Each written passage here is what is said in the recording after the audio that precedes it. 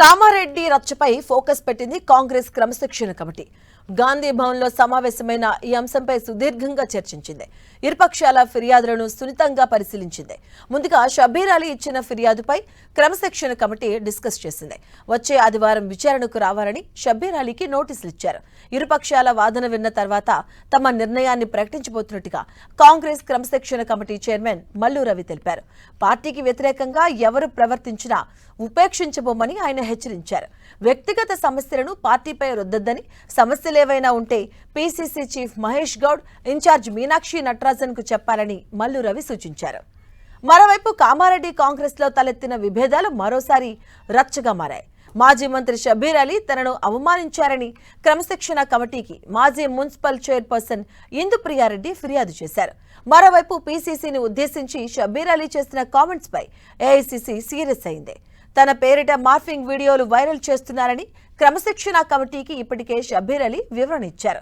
షబ్బీర్ అలీ వివరణ తర్వాత కూడా ఇందుప్రియ ఫిర్యాదు చేయడంపై కాంగ్రెస్ లో రచ్చ జరుగుతుంది. ఇక కామారెడ్డి ఫిర్యాదులపై క్రమశిక్షణ కమిటీ చర్చించింది. ఇవాళ క్రమశిక్షణ కమిటీ ఎదుట ఇందుప్రియారెడ్డి దంపతులు హాజరయ్యారు.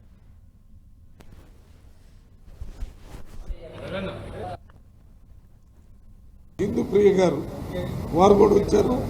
వారు ఇచ్చినటువంటి కంప్లైంట్స్ విషయాలన్నింటినీ ఒక్కొక్కటి పరిశీలించి వారితో మాట్లాడటం జరిగింది. మరి వీరికి ఒక సలహా ఇవ్వటం జరిగింది. వాళ్ళు మేము త్వరలోనే మోస్ట్ ప్రాబబ్లీ వచ్చే సండే షబ్బీర్ అలీ గారిని ఇంకా ఎవరు అవసరమైతే వారిని పిలిపించి వారితో కూడా షబ్బీర్ అలీ గారు ఇచ్చినటువంటి క్లారిఫికేషన్ కూడా వచ్చింది.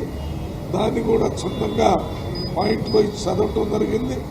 అయితే ఓరల్ ఎవిడెన్స్ తీసుకోవడానికి షబ్బీర్ అలీ గారిని ఇక్కడ గాంధీ భవన్ ఒకసారి పిలిచి వారితో మాట్లాడిన తర్వాత ఈ రెండు పక్షాల తరఫున విని ఏమి చేయాలనేది ఫైనల్గా నిర్ణయం తీసుకోవటం జరుగుతుంది.